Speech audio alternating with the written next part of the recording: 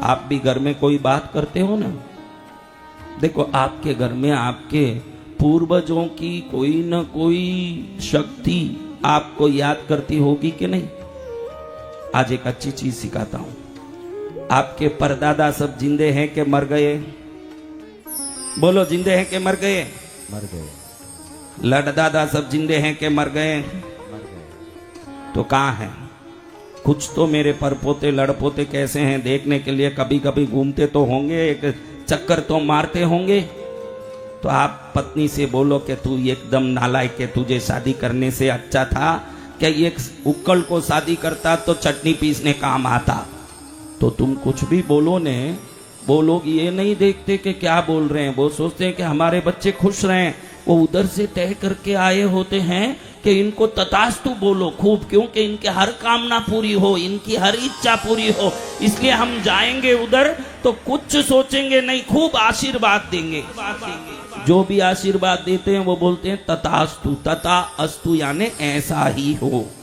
अब तुम पति को बोलती हो कि तुमसे शादी करने से एक करेले को शादी करती तो सब्जी बना के खाती, तो इधर पितृदेवता बोलते हैं, क्या बोलते हैं? तो जो बोलते हो घर में वो सोच के बोलोगे तो उस घर में कभी कोई प्रकार का दुख नहीं आएगा, क्योंकि चारों तरफ पितृदेवता खड़े होके हमारी बातों को सुनते हैं। जय गुरुदेव। कौन सुनते हैं? पितृदेवता। हाँ, ये नहीं बोलना कि बहुत परेशानी है, बहुत तकलीफ है, पैसा ही घर में नहीं आ रहा है, बहुत दुख है। वो पितृ शक्तियां क्या बोलती है? तथास्तु। कुछ भी नहीं हो। हमारे दक्षिण में देखो, आपको बताऊं, हमारे दक्षिण में सब केले के पत्ते में खाते हैं। यहाँ जैसे स्टील की थाली में नहीं खाते। वहाँ के लोगों को पता है कि केले के पत्ते में खाएं तो उसमें जो मोम लगा है, गरम भोजन पड़ते ही वो मोम पिघल के पेट में जाता है तो 72 प्रकार के बीमारियों को एक पत्ता नष्ट कर देता है। जय जय गुरुदेव। और जूठन खाएं इसकी थाली, उसको, तुम सबकी थालियां अलग अलग है क्या? नहीं। कुछ है ही नहीं इसकी थाली में, वो खाएं, वो भले ही धुल गई तो क्या है, थाली धुल गई है, लेकिन खाने वाले की भावनाओं की तरंगे उसमें जरूर होती है। घर वाले ही क्यों ना हो, सबकी अलग अलग भावना। कोई भक्त है तो कोई नास्तिक, कोई नपुंसक है तो कोई भक्तवान वीर्यवान।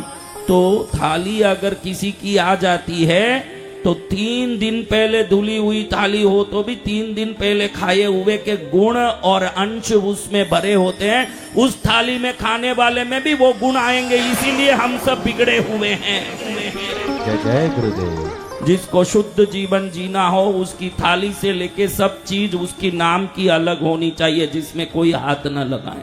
अपनी थाली में खाएं या तो केले के पत्ते में खाएं। केले के पत्ते में खाने का फायदा है कि एक बार खाने के बाद उसको फेंक दिया जाता है, दूसरा नहीं खा सकता। दक्षिण में ये आचार विचार बहुत अच्छा है। यहाँ तो बहुत ही अच्छा है, वो अलग बात। मैंने देख लिया 10-12 दिन में कि यहाँ कितना भव्य आचार और विचार है, वो मैंने तो देख ही लिया। इतना तो कहीं नहीं, इतने उच्च विचार है और इतना ही उच्च कोटि के आचार है, वो मैंने देखे। लेकिन दक्षिण में तो केले में ही खाते, पत्ते में।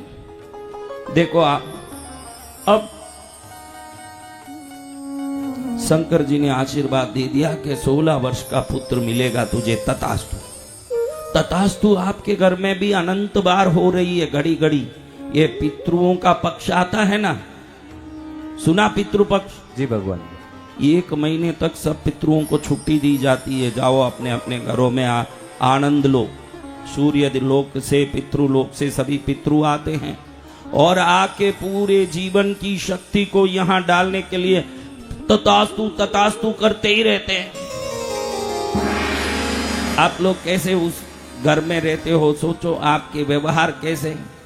पति बोलता है ये भोजन खाने से अच्छा है कि कोयला खा लें, और पितृदेवता क्या कहते हैं? तथास्तु। क्या कहते हैं? इसीलिए बाद में ट्रांसफर हो जाती है तो स्कूल के बच्चे इस गांव में पढ़ने के कारण पत्नी एक गांव में रहती है न, पति को दूसरे गांव में होटल का खाना पड़ता है, क्योंकि पहले ही वो कह के आया तेरा हाथ का खाने से कोयला खा लूं, इसलिए होटल का कोयला खाना पड़ता। क्यों बोला ने क्या हुआ मालूम ही नहीं पड़ता। जय जय गुरुदेव। क्या बोल रहे हो, वो सब होगा।